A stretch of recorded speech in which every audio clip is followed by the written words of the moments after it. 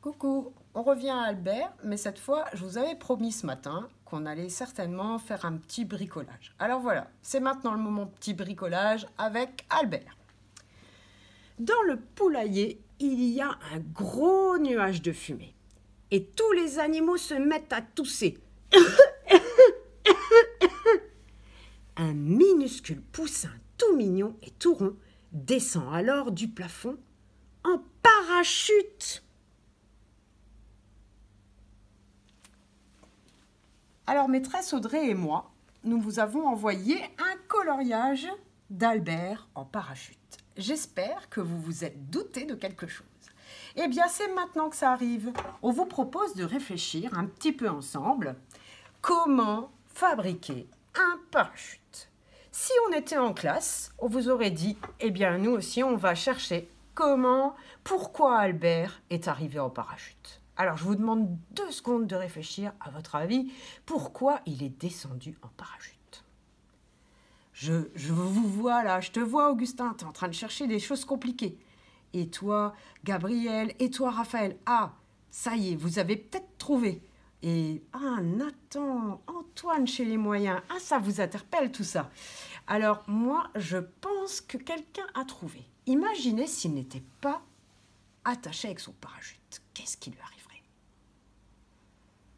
À mon avis, il arriverait plat comme une crêpe par terre. Et oui, c'est pour ça qu'il a un parachute. Un parachute, ça sert à quelqu'un à atterrir plus en douceur. Pourquoi on peut atterrir plus en douceur? C'est là que je fais un petit lien avec ce qu'on a déjà fait chez les grands. Les grands, on était en train de terminer notre album « Le vent m'a pris ».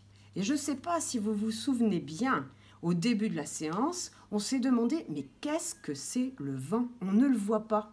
Et vous vous rappelez, on a essayé de fabriquer du vent. Et on a trouvé une manière de fabriquer du vent en agitant notre main très vite devant nous. Refaites. On voit même mes cheveux qui bougent. Ou bien en agitant un album. C'est encore mieux. Alors le vent, c'était quoi? Rappelez-vous. Oh là là, vous manquez dans vos réflexions. Je suis sûre qu'il y en a un ou une d'entre vous qui se rappelle que le vent, c'est l'air qui se déplace. C'est lorsqu'on arrive à faire déplacer l'air. Alors, là, le parachute, il a un petit lien avec ce vent, avec l'air. Et vous allez essayer un petit peu de fabriquer des parachutes pour comprendre quel est le lien avec l'air. Alors, si on avait été à l'école avec maîtresse Audrey, on vous aurait proposé plein de choses. On vous aurait proposé des sachets, on vous aurait proposé des filtres à café, on vous aurait proposé du tissu, on vous aurait proposé des mouchoirs, on vous aurait proposé du sopalin, on vous aurait proposé peut-être un foulard ou bien le bonnet de quelqu'un. En tout cas, on vous aurait proposé plein de choses. Alors à vous de chercher à vos maisons avec quoi vous pourriez bien faire des parachutes. Et pour vous aider à le fabriquer ensuite, j'ai trouvé une petite méthode avec pas beaucoup de choses. Du sopalin, une feuille, du fil, exactement 4 morceaux de fil. Je suis sûre que vous faites tout de suite le lien avec ce qu'on a travaillé chez les grands au début de l'année. Le sopalin est un carré.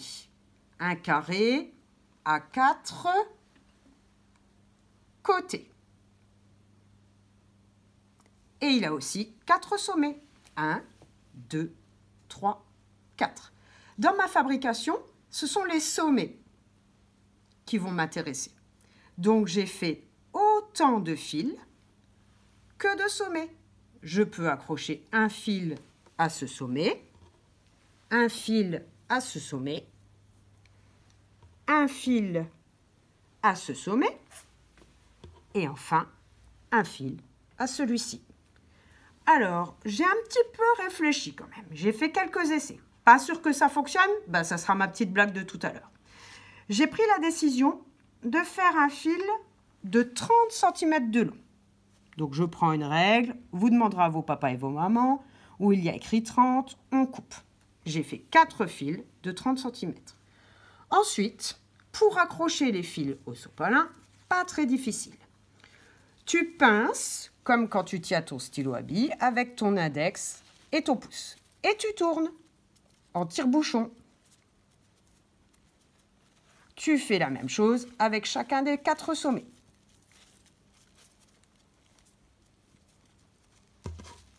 Trois. Et 4. Ça ressemble déjà plus à un parachute. Et maintenant, papa et maman vont t'aider à faire des petits nœuds parce qu'il faut qu'ils soient assez précis et c'est pas facile. Ou alors, tu vas essayer. Finalement, tu as tout ton temps pour essayer de faire des choses comme ça. Tu tournes, tu fais une boucle, tu repasses le fil dans la boucle. Même pour une maîtresse, c'est pas facile. Pourtant, je m'applique.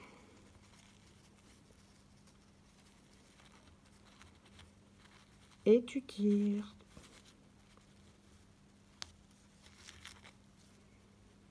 En coinçant le petit bout de sopalin. Et ça ne fonctionne pas. Mince, je recommence. C'est pas grave, c'est ça l'expérience.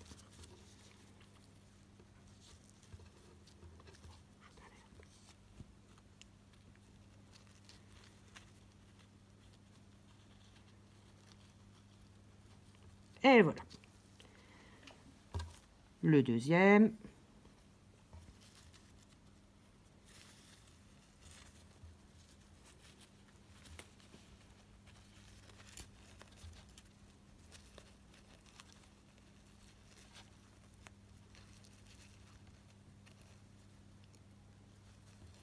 Je tire. Le troisième.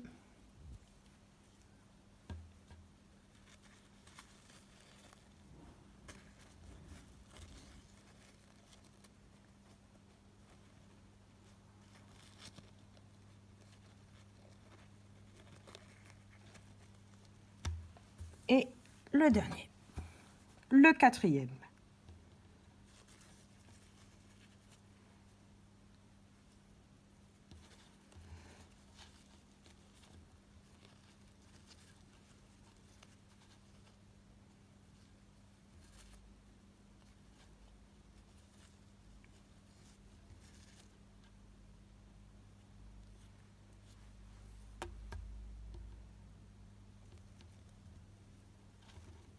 Et voilà.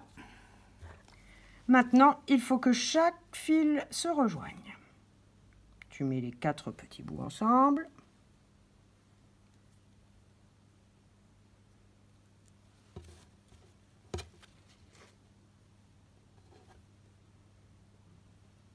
Papa ou maman t'aide à faire un nœud.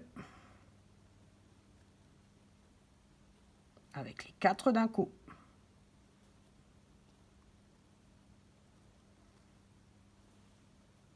Et pour l'instant, je n'ai pas d'Albert. Alors, j'ai cherché dans mon matériel, facile à trouver dans une maison, des petites choses pas lourdes et je vais t'expliquer pourquoi après.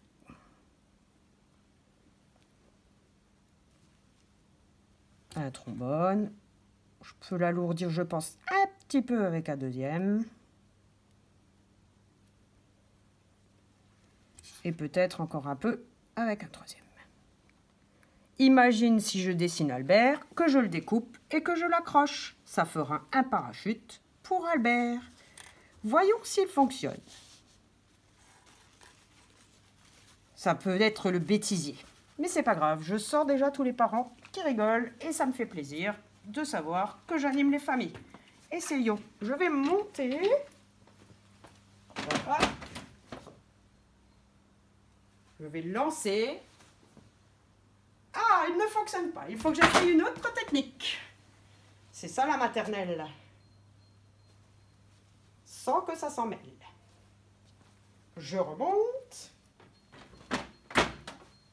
Je le lâche. Yes! C'était l'envoi qu'il ne fallait pas faire. Alors, j'ai trouvé une manière de faire un petit parachute. Je te propose d'essayer de faire le même d'abord. Et ensuite, de réfléchir pourquoi est-ce que maîtresse Christelle n'a mis que 3 petites trombones. Essaye avec un Playmobil, essaye avec un Lego et tu comprendras pourquoi. Ou en tout cas, ça te donnera envie de réfléchir pourquoi. Je te souhaite un bon bricolage.